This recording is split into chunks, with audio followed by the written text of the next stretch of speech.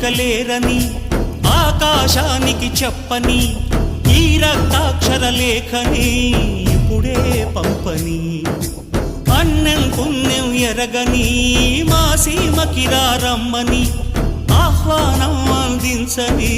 మెరిసే చూపుని